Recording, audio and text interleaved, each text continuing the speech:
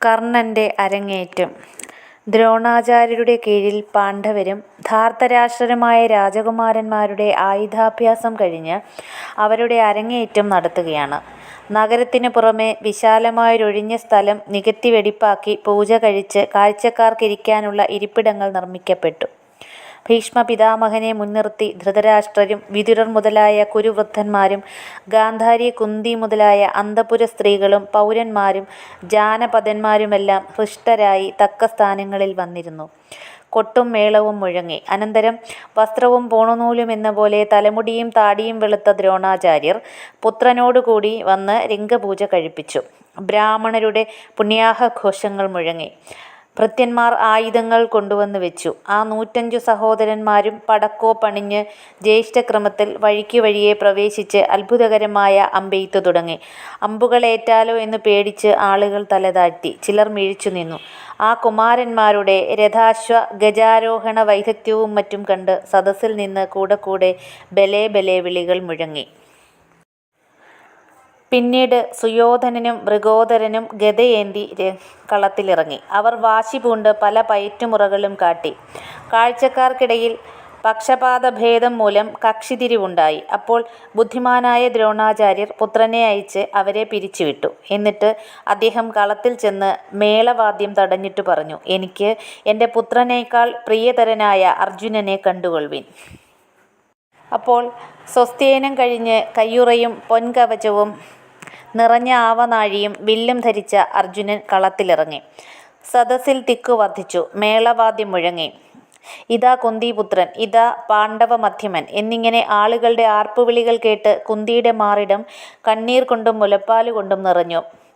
സദസ്സിൻ്റെ ഇരമ്പം കേട്ട ധൃതരാഷ്ട്രർ വിതുരരോട് ഇതെന്തെന്നന്വേഷിച്ചു. അർജുനൻ്റെ വൈഭവമാണെന്നു കേട്ട് ഞാൻ ധന്യനായി, അനുഗ്രഹീതനായി എന്നു പറഞ്ഞു.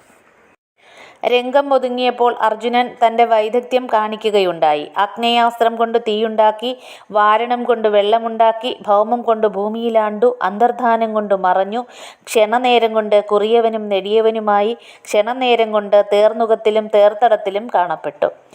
വട്ടം ചുറ്റുന്ന ഒരു ലോഹവരാഹത്തിൻ്റെ വായിൽ ഒപ്പം 5 അമ്പ് എയ്തു തറച്ചു. കയറിൽ തൂങ്ങിയാടുന്ന ഒരു കാളക്കൊമ്പിന്മേൽ 21 അമ്പ് എയ്തേൽപ്പിച്ചു. അതുപോലെ ഖഡ്ഗാദി പ്രയോഗത്തിലും പല അത്ഭുതങ്ങൾ കാണിച്ചു. എല്ലാം കഴിഞ്ഞ കൂട്ടത്തിലായി. സദസ്സ് മന്ദീഭവിച്ചു. വാദ്യം ചുരുങ്ങി. ഒരിടത്ത് ദ്രോണരെ ചുഴന്ന് പാണ്ഡവന്മാർ 5 പേരും അപ്പുറത്ത് അശ്വത്ഥാമാവിനോടൊപ്പം തെളിഞ്ഞു നിലകൊള്ളുന്ന ദുര്യോധനയെ ചുഴന്ന് 100 പേരും നിൽക്കുന്നു. പെട്ടെന്ന് പ്രവേശനദ്വാരത്തിൽ നിന്ന് ഇടിവെട്ടുപോലെ ഊക്ക് കാണിക്കുന്ന ഒരു കൈക്കൊട്ടു കേൾക്കായി. ആളുകളാകെ അമ്പരപ്പോടെ അങ്ങോട്ട് നോക്കിയപ്പോഴുണ്ട് വഴിമാറിക്കൊടുത്തും ഇഴിച്ചു നിൽക്കുന്ന ആൾക്കൂട്ടത്തിൻ്റെ നടുവിലൂടെ സഹജങ്ങളായ കവചകുണ്ടലങ്ങളാൽ ഉജ്ജ്വലനായി വില്ലും വാളും ധരിച്ച കർണൻ അന്തസ്സിൽ നടന്നു വരുന്നു. അയാളും കുന്തി കന്യകയായിരിക്കുമ്പോഴുണ്ടായ പുത്രനാണ്. അയാൾ രംഗത്തെ മുഴുവൻ നോക്കി ദ്രോണകൃപന്മാരെ ഏറെ വഴങ്ങാതെ വന്ദിച്ച് ഇതാരെയെന്ന് അമ്പരത്തു നിൽക്കുന്ന സദസ്യർ കേൾക്കെ തൻ്റെ അറിയാത്ത അനുജനായ അർജുനനോട് പറഞ്ഞു, കുന്തിപുത്ര, താങ്കളിപ്പോൾ കാണിച്ച വിദ്യകളെല്ലാം കുറച്ചുകൂടി മെച്ചപ്പെട്ട നിലയിൽ ഞാനും കാണിക്കാം. ആളുകൾ നോക്കട്ടെ. താങ്കളെ ചൊല്ലി അത്ഭുതപ്പെടേണ്ട. അയാളിത് പറഞ്ഞു തീർന്നില്ല. ആളുകളൊക്കെ എമ്പാടും യന്ത്രം കൊണ്ട് പൊന്തിച്ചാലത്തെ പോലെ പിടഞ്ഞെഴുന്നേറ്റു. ദുര്യോധനന് രസമായി. അർജുനന് ലജ്ജയും ക്രോധവും ഉണ്ടായി. കർണൻ ദ്രോണരുടെ അനുമതിയോടുകൂടി പറഞ്ഞ വിധം തന്നെ പ്രവർത്തിച്ചു കാണിച്ചു. ദുര്യോധനൻ സഹോദരന്മാരോട് കൂടി ചെന്ന് കർണനെ ആലിംഗനം ചെയ്തു. മഹാബാഹോ, സ്വാഗതം. ഞാനും കുരുരാജ്യവും താങ്കളുടേതാണ്. കർണൻ ദുര്യോധനനോട് സഖ്യം മാത്രം വരിച്ചതിന് ശേഷം തനിക്ക് അർജുനനോട് ദ്വന്ദ്വയുദ്ധം ചെയ്താൽ കൊള്ളാമെന്നുണ്ടെന്ന് അറിയിച്ചു. അർജുനൻ കയർത്തു. കർണ, വിളിക്കാതെ വന്നു കയറി ചോദിക്കാതെ പറയുന്നവർക്കുള്ള ലോകങ്ങളിലേക്ക് ഞാൻ നിന്നെ കൊന്നയക്കുന്നുണ്ട്, കർണൻ പറഞ്ഞു. ഈ രംഗം പൊതുവിലുള്ളതാണ്. താങ്കൾക്കെന്താണ് അതിൽ? ദുർബലന്മാരുടെ ആശ്വാസമായ ശകാരങ്ങളെ കൊണ്ട് എന്താണ്? അമ്പുകളെ കൊണ്ട് മറുപടി പറയൂ. അപ്പോൾ ഞാൻ കോരമ്പുകളെ കൊണ്ട് ഗുരുവിൻ്റെ മുന്നിൽ വെച്ച് നിന്റെ തലയെടുത്തോളാം. അർജുനൻ ഗുരുവിൻ്റെയും സഹോദരന്മാരുടെയും അനുമതിയോടുകൂടി ദ്വന്ദ്വയുദ്ധത്തിനിറങ്ങി. കർണനും ഒരുങ്ങി നിന്നു. സമയത്ത് ആകാശത്ത് ഇടിയും മിന്നലും മഴവില്ലും വെള്ളിൻ പറവകളുമായി മേഘങ്ങൾ വന്നു നിരന്നു. ആ വിധത്തിൽ ദേവേന്ദ്രൻ പുത്രസ്നേഹം മൂലം ആ രംഗം കാണാൻ വന്നപ്പോൾ സൂര്യൻ തൻ്റെ അരികെ വന്നുകൂടിയ മേഘങ്ങളെ മുടിച്ചുവിട്ടു. അർജുനൻ്റെ മേൽ മേഘഛായയും കർണൻ്റെ മേൽ സൂര്യപ്രകാശവും പതിച്ചു. കർണന്റെ വശത്ത് നൂറ്റവരും അർജുനന്റെ വശത്ത് ദ്രോണ, കൃപ, ഭീഷ്മാദികളും. ആകെ രണ്ടു വഴിക്കായി. സ്ത്രീകൾക്കിടയിൽ പോലും പക്ഷഭേദം വന്നു. എല്ലാം മനസ്സിലാക്കിയ കുന്തിയാകട്ടെ കഷ്ടം മോഹാലസ്യപ്പെട്ടുപോയി. വിതുരർ ചന്ദന കുളിർനീർ തളിച്ച് അവരെ ആശ്വസിപ്പിച്ചു.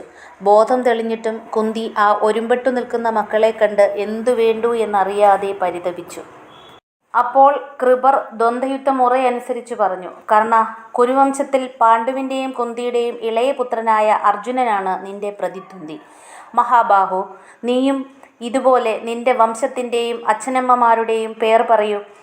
ഏതു രാജവംശത്തിൻ്റെ സന്തതിയാണ് നീ? ഇതറിഞ്ഞാൽ അർജുനൻ നിന്നോട് നേരിടുകയോ നേരിടാതിരിക്കുകയോ ചെയ്യും. ഇത് കേട്ടപ്പോൾ കർണന്റെ മുഖം താണു. അത് മഴയേറ്റു ചാഞ്ഞ താമരപ്പൂ പോലെയായി. അപ്പോൾ ദുര്യോധനൻ പറഞ്ഞു: ആചാര്യ, രാജാക്കന്മാരുടെ കുലം നിശ്ചയിക്കാൻ ശാസ്ത്രത്തിൽ ഒറ്റ വഴിയല്ല പറഞ്ഞിട്ടുള്ളൂ. അർജുനന് ഒരു രാജാവിനോടല്ലാതെ യുദ്ധം ചെയ്യുവാൻ ഇഷ്ടമില്ലെങ്കിൽ ഞാനിതാ ഇയാളെ അംഗരാജ്യത്ത് അഭിഷേചിക്കുന്നു. താമസമുണ്ടായില്ല. അവിടെ വെച്ച് യഥാവിധി കർണന് അംഗരാജ്യാഭിഷേകം നടന്നു. അയാൾ പൊൻപീഠത്തിൽ വെൺകൊറ്റക്കുടയ്ക്കു കീഴെ ചാമരങ്ങളാൽ വീശപ്പെട്ടുകൊണ്ട് ജയശബ്ദങ്ങൾക്കിടയിൽ ദുര്യോധനനോട് പറഞ്ഞു: ഈ രാജ്യപ്രധാനത്തിനൊത്തവണ്ണം ഞാൻ താങ്കൾക്ക് എന്തു ചെയ്യട്ടെ? പറയൂ, ഞാൻ ചെയ്യാം. ഒടുങ്ങാത്ത സഖ്യമിച്ഛിക്കുന്നു. അങ്ങനെയാവട്ടെ. രണ്ടുപേരും മനം തെളിഞ്ഞ് ആലിംഗനം ചെയ്ത് അത്യന്തം സന്തോഷിച്ചു. അപ്പോഴതാ ആ രംഗത്തിലേക്ക് വടിയൂന്നി വിറച്ചും കൊണ്ട് ഉത്തരീയമിഴിഞ്ഞ് കർണനെ വിളിച്ചുകൊണ്ട് അധിരഥൻ വരുന്നു. അയാളെ കണ്ടപ്പോൾ കർണൻ വില്ല് വെച്ച് ചെന്ന് അഭിഷേകാർദ്രമായ ശിരസ്സുകൊണ്ട് നമസ്കരിച്ചു. അധിരഥൻ വസ്ത്രമിഴിയെ കുനിഞ്ഞ് മകനെ എന്ന് വിളിച്ച് ആശ്ലേഷിച്ച് മൂർധാവിൽ മുകർന്ന് അതിൽ കണ്ണീർ കൊണ്ട് വീണ്ടും അഭിഷേകം കഴിച്ചു. അങ്ങനെ കർണന്റെ ജാതി തെളിഞ്ഞു കണ്ടപ്പോൾ ഭീമസേനൻ ഹസിച്ചു പറഞ്ഞു: സൂതന്റെ മകനെ, നീ യുദ്ധത്തിൽ കുന്തിപുത്രന്റെ കൈകൊണ്ട് ചാവാൻ അർഹിക്കുന്നില്ല. നിന്റെ കുലത്തിനൊത്തവണ്ണം ചമ്മട്ടി ഏന്തിക്കൊള്ളുക. നീ അംഗരാജ്യം വാഴാൻ അർഹനല്ല. ശാവിനോ യജ്ഞത്തിന്റെ പുരോഢാംശം. കർണൻ ഇത് കേട്ട് ചുണ്ടു വിറച്ചുകൊണ്ട് ആകാശത്തു നിൽക്കുന്ന സൂര്യനെ നോക്കുക മാത്രം ചെയ്തു. ദുര്യോധനനാണ് ചാടി വന്ന ഭീമനോട് മറുത്തു പറഞ്ഞത്: വൃക്കോദര, പറയരുതാത്തതാണ് നീ പറഞ്ഞത്. ക്ഷത്രിയന്മാർക്ക് ബലമാണ് മേന്മ, യുദ്ധമാണ് വേല. ശൂരന്മാരുടെയും നദികളുടെയും ഉൽപ്പത്തി അറിവാൻ മേല. ഉദാഹരണം വളരെ വേണ്ട. നിങ്ങൾ തന്നെ എങ്ങനെ ജനിച്ചു എന്ന് രാജാക്കന്മാർക്കറിയാം. എന്നല്ല, ദിവ്യലക്ഷണങ്ങളായ കവചകുണ്ടലങ്ങളോടുകൂടി സൂര്യനെപ്പോലെ തിളങ്ങുന്ന ഈ നരിയെ പെറ്റത് ഒരു മാൻപേടയാകുമോ? ഈ മനുഷ്യേശ്വരൻ അംഗരാജ്യമല്ല, പൃഥ്വിരാജ്യം തന്നെ അർഹിക്കുന്നു. എൻ്റെ ഈ ദാനം പൊറുക്കാത്തവരാരോ അവൻ വില്ലുകുലച്ചു വരട്ടെ. േക്കും സദസ്സിൽ വലിയ ആർപ്പും കൂക്കും ബലേ ബലേ വിളികളുമായി സൂര്യൻ അസ്തമിക്കുകയും ചെയ്തു. ദുര്യോധനൻ കർണന്റെ കയ്യും പിടിച്ച് രംഗം വിട്ടു. പാണ്ഡവന്മാരും ഭീഷ്മദ്രോണ കൃപാദികളോടുകൂടി താന്താങ്ങളുടെ ഗൃഹം പോകി. ആളുകൾ അർജുനനെ പറ്റിയും കർണനെ പറ്റിയും ദുര്യോധനനെ പറ്റിയും സംസാരിച്ചുകൊണ്ട് പിരിഞ്ഞു. കുന്തിക്ക് ദിവ്യലക്ഷണം ചേർന്ന കർണനെ കണ്ടിട്ട് ഗൂഢമായ പ്രീതി വളർന്നു. ദുര്യോധനന് കർണനൊത്ത വില്ലാളിയില്ലെന്ന് ഉറപ്പായി. കൗരവ പാണ്ഡവന്മാരുടെ സാധാരണമായ ബാലക്രീഡയിൽ വിത്തിട്ടു കഴിഞ്ഞതും ഭാവിയിൽ കുരുക്ഷേത്രത്തിലെ ആ മഹായുദ്ധമായി പടർന്നു പന്തലിക്കാനിരുന്നതുമായ കുടുംബ മത്സരം കിളർന്ന് ഇലവിരിഞ്ഞു വരുന്നതിനെയാണ് ഇതിഹാസകവി ഇവിടെ അസാധാരണമായ നാടകീയ ഭംഗിയോടെ കാഴ്ചവെച്ചിരിക്കുന്നത്. ആധുനിക ലോകത്തിലെ സിനിമാ സ്ക്രീനിൽ പോലും നന്നായി പകർത്തി കാണിക്കാൻ സാധിക്കാത്തത്ര മഹത്തായൊരു സദസ്സ്. അതിൽ സംഭവങ്ങൾ ഒന്നിനൊന്ന് വ്യത്യസ്തമായി, ഒന്നിനൊന്നു മേലെയായി, അടുക്കടുക്കായി വന്നുകൊണ്ടിരിക്കുന്നു. ഓരോരിക്കലും സദസ്സിൽ നിന്നുണ്ടാകുന്ന പ്രതികരണങ്ങളുടെ സൂചന കൊണ്ട് അവയ്ക്ക് ജീവൻ വെപ്പിക്കുന്നു. വ്യത്യസ്തങ്ങളായ നാദങ്ങൾ പുറപ്പെടുവിക്കുന്ന എല്ലാ കമ്പികളെയും മുറുക്കിവെച്ചിട്ടുണ്ട്. അതിലേതിലും യഥാവസരം കവിയുടെ വിരൽ സ്പർശിക്കാതെയുമില്ല. അങ്ങനെ ഭദ്രമായൊരു രൂപശില്പത്തിലൂടെ കവി സുഭദ്രമായൊരു ഭാവശില്പത്തെ ആവിഷ്കരിക്കുന്നു. ആദ്യമായി ഭീമദുര്യോധനന്മാരുടെ ദ്വന്ദ്വയുദ്ധത്തിലൂടെ ആ കുടുംബകലഹത്തിൻ്റെ ഒരു മിന്നലാട്ടം കാണിച്ചു വെച്ചു. തുടർന്ന് അർജുനാവതരണത്താൽ ആ എതിർകക്ഷിയിൽ ഒന്നിനുള്ള മികവിനെയും അത് കേട്ട് ധന്യത ഭാവിച്ച ധൃതരാഷ്ട്രരുടെ വാക്കിലൂടെ മറുകക്ഷിക്കുണ്ടായ ഇച്ഛാഭംഗത്തെയും വ്യക്തമാക്കി. പെട്ടെന്നത് ആ മറുകക്ഷിക്കും തത്തുല്യമായ മികവ് കൈവരുന്നു. അങ്ങനെ തളർന്നു നിന്ന ആ കലഹഭാവത്തെ വീണ്ടും തെഴിപ്പിച്ചു വിട്ടു. രംഗത്തിന് ഉഷാറ് പിടിച്ചു. ദ്വന്ദ്വയുദ്ധോദ്ധിതരായ കർണാർജുനന്മാരുടെ മേൽ വെയിലും നിഴലുമേറ്റതായി വർണ്ണിച്ചപ്പോൾ ആധുനിക നാടകരംഗങ്ങളിൽ നടന്മാരുടെ മേൽ നാനാവർണ്ണത്തിലുള്ള പ്രകാശമേൽപ്പിച്ചു വരുത്തുന്ന ബാഹ്യമായ മോടി നേടുക മാത്രമല്ല കവി ചെയ്തുള്ളൂ. പരസ്പര പ്രതിദ്വന്ദ്വികളായ പിതൃവാത്സല്യങ്ങളെക്കൊണ്ട് ആന്തരമായ ഭാവവൈചിത്ര്യം വരുത്തുക കൂടി ചെയ്തു. എന്നിട്ട് അവിടെയും വിരമിക്കാതെ കുറേക്കൂടി അഗാധമായ മറ്റൊരു ഭാവത്തിലേക്ക് കടക്കുന്നു. പരസ്പര ജിഘാംസയോടെ കയർത്തു നിൽക്കുന്ന ആ രണ്ടു വീരന്മാരും ഒരേ അമ്മയുടെ മക്കളാണെന്ന പരമാർത്ഥത്തെ കൂടി വാത്സല്യകരുണ കഷായമായി ചൂണ്ടിക്കാണിക്കുന്നു. ഒരേ സ്ത്രീയിൽ സന്താനോൽപാദനം ചെയ്ത രണ്ടു പിതാക്കന്മാർ ദേവപഥത്തിൽ നിന്ന് താന്താങ്ങളുടെ പുത്രന്മാരിൽ പക്ഷഭേദം കാണിക്കുമ്പോൾ ഭൂമിയിൽ ആ രണ്ടു കുട്ടികളിലും തുല്യമായ പക്ഷപാതം കൊള്ളുന്ന ആ പെറ്റമ്മ ഇത് കണ്ട് പൊറുക്കാതെ മോഹാലസ്യപ്പെടുന്നു. വളരെ വളരെ അർത്ഥവത്തായ ഒരു ഭാവഘടനയാണിത്. ഇവിടെ നിന്ന് വളർന്നു വരുന്ന ആ ഭാരത കലഹം മാത്രമല്ല, ലോകത്തിൽ നടക്കുന്ന മറ്റെല്ലാ കലഹങ്ങളും ഒരു കണക്കിൽ ഉറ്റ സഹോദരന്മാർ തമ്മിലുള്ളതല്ലേ. അഖില പിതാവായ ഈശ്വരനിലോടം പോകണമെന്നില്ല. പുരാതന കാലത്തെ അല്പം ചില വ്യക്തികളിൽ നിന്നു പെറ്റുപെരുകി വന്ന സഹോദരങ്ങളാണല്ലോ നാം ഏവരും. അല്പബുദ്ധികളായ നമുക്ക് ഭാവന ചെയ്യുവാൻ പണിയുള്ള ഈ വിദൂര പരമാർത്ഥമാണ് ഇവിടെ ഇതിഹാസകവി ഒന്നടുപ്പിച്ചു വെച്ച് കാണിച്ചിരിക്കുന്നത്. ഇവിടെ ഇതാ ഒരേ വയറ്റിൽ ജനിച്ച ജ്യേഷ്ഠാനുജന്മാർ തമ്മിലറിയാതെ ഒരു കൊടിയ കുടുംബകലഹ ദുരന്തത്തിൻ്റെ നേതൃത്വം വാശിയോടെ ഏറ്റെടുക്കുന്നു എന്ന്. ഇവിടെ എന്ന പോലെ ലോക കലഹങ്ങളിലെല്ലാം ഇരുകക്ഷിയോടുമുള്ള വാത്സല്യം കൊണ്ട് മിടിക്കുന്ന ഒരു ഹൃദയം അദൃശ്യമായിരുന്നു പരിതപിക്കുന്നുണ്ടാവില്ലേ. ഇതിൻവിധം വിചിത്ര ഭാവനിർഭരമായ ഈ രംഗകൽപ്പനയാകെ മഹാരഥനായ കർണന് പശ്ചാത്തലമായിട്ടാണെന്ന് കൂടി നാം കണ്ടറിയണം. ദിവ്യലക്ഷണോജ്വലനായ ആ വീരപുരുഷൻ മഹാഭാരത കഥയിൽ ആദ്യമായി പ്രവേശിക്കുന്ന സന്ദർഭമാണിത്.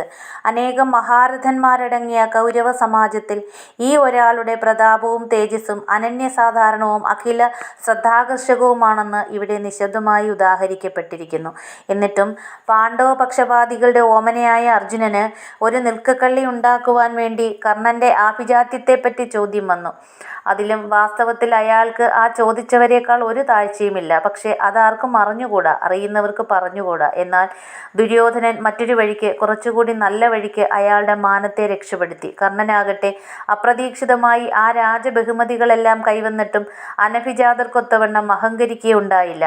ആ രംഗത്തിലേക്ക് എത്രമാത്രം പ്രതാപത്തോടെ പ്രവേശിച്ചുവോ അത്രമാത്രം ദീനതയോടെ പ്രവേശിച്ച ആ എളിയ സൂതപിതാവിൻ്റെ അടുക്കൽ അയാൾ യഥോചിതം ആചാരമനുഷ്ഠിക്കാൻ മടിച്ചില്ലല്ലോ. ആദരണീയമായ ആ വിനയശീലം കണ്ടപ്പോൾ കഷ്ടം ഭീമസേനന് അയാളെ അനഭിജാതോചിതമായി അപഹസിക്കാനാണ് തോന്നിയത്. ഈയൊരു നിമിഷത്തിലെങ്കിലും ഹൃദയാലിക്കൾക്ക് പാണ്ഡവപക്ഷത്തോടൊരു വൈമുഖ്യവും ധാർത്തരാഷ്ട്രപക്ഷത്തോട് ഒരാഭിമുഖ്യവും തോന്നാതിരിപ്പാൻ നിവർത്തിയില്ല. അതിൽ കർണന്റെ നേർക്കുള്ളത് പിന്നീട് ഒരിക്കലും കുറഞ്ഞു പോവുകയുമില്ല. കാരണം ആത്മരക്ഷണത്തിലും കവിഞ്ഞ അഭിമാനരക്ഷണം ചെയ്തു തന്ന ആൾക്ക് അതാരായാലും ആത്മസമർപ്പണം ചെയ്യുക എന്നത് മനുഷ്യോചിതമാണ്. ആജീവനാന്തം ദുര്യോധനപക്ഷത്തോട് കൂറു കാണിച്ചു എന്നല്ലാതെ മറ്റൊരു കുറ്റം കർണനില്ല താനും. കർണന് അർജുനനോട് ഈ കിടമത്സരം തോന്നിയതിന് മതിയായ കാരണമുണ്ട്. കർണൻ പണ്ട് ദ്രോണരോട് ബ്രഹ്മാസ്ത്രവിദ്യ ഉപദേശിച്ചു കിട്ടുവാൻ അപേക്ഷിച്ചപ്പോൾ അദ്ദേഹം അർജുനനോടുള്ള പക്ഷപാതം മൂലം മറ്റു കാരണം പറഞ്ഞ് അത് ഉപദേശിച്ചു കൊടുക്കാതിരിക്കുകയാണുണ്ടായത്. മഹാഭാരതത്തിൽ പലയിടത്തും കാണും വിധമുള്ള കർണന്റെ ഈ വികത്വനത്വത്തെ എടുത്തു അപഹസിക്കാൻ ഉത്സാഹിക്കുന്നവർ ഇതൊന്നുകൂടി ഓർമ്മയിൽ വയ്ക്കണം. തീർച്ചയായും പ്രശംസനീയനായ അയാളെ മാന്യന്മാരെല്ലാം എല്ലായ്പ്പോഴും സൂതന്റെ മകനെന്നും മറ്റും പറഞ്ഞ് അധിക്ഷേപിക്കുകയാണ് ഉണ്ടായിട്ടുള്ളൂ. എന്നുവേണ്ട ആ ദേവാംശജനായ വീരൻ പെറ്റുവീണതു മുതൽ മരണം വരെ തേജോവധം ചെയ്യപ്പെടുകയല്ലാതെ ഏറെയൊന്നും മാനിക്കപ്പെടുകയുണ്ടായിട്ടില്ല. പെറ്റമ്മ തന്നെ തുടങ്ങിവെച്ച ആ തേജോവധ പരിപാടി കർണൻ ഒടുക്കത്തെ യുദ്ധത്തിന് പുറപ്പെട്ടപ്പോൾ സൂതനായിരുന്ന ശല്യർ ചെയ്ത ശകാരങ്ങളോളം നീണ്ടുകിടക്കുന്നു. ഇങ്ങനെയൊക്കെയായിട്ടും ആ വീരൻ മഹാഭാരത കഥയിൽ അസാമാന്യ തേജസ്വിയായി വിളങ്ങുക തന്നെ ചെയ്യുന്നു. എങ്ങനെ മറിച്ചാവും? ആചാരവും ധർമ്മശാസ്ത്രവും എന്തു തന്നെ വിധിച്ചാലും കർണൻ ഒരു ക്ഷത്രിയ കുമാരിക്ക് യൗവനപ്പുളപ്പിൽ സ്വാഭാവികമായുണ്ടായ അനുരാഗത്തിൻ്റെ ഫലമാണ്. പാണ്ഡവരാകട്ടെ അതേ ക്ഷത്രിയ സ്ത്രീയാൽ ഭർത്താവിൻ്റെ വംശസന്തതിക്ക് വേണ്ടി ഉൽപ്പാദിപ്പിക്കപ്പെട്ടവരും. ധാർമ്മിക മൂല്യം പാണ്ഡവർക്ക് കൂടുമെങ്കിൽ പൗരുഷമൂല്യം കർണൻ്റെ ഭാഗത്താണ് ഏറെ.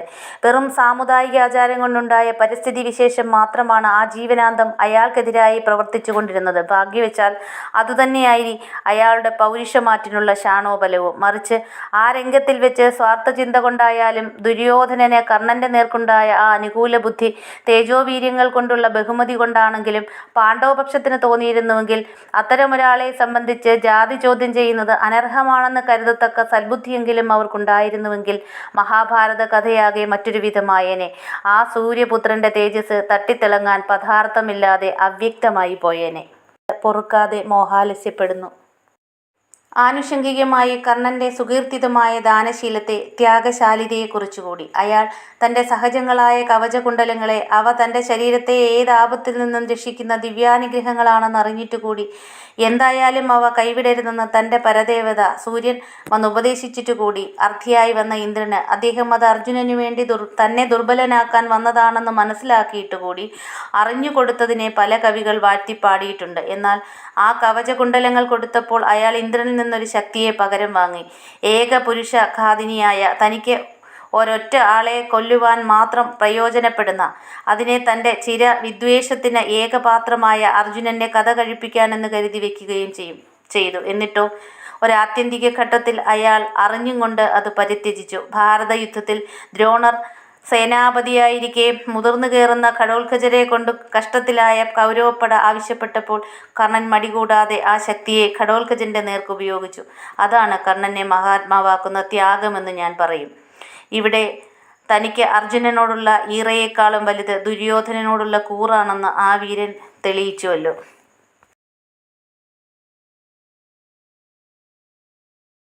ില്ലേ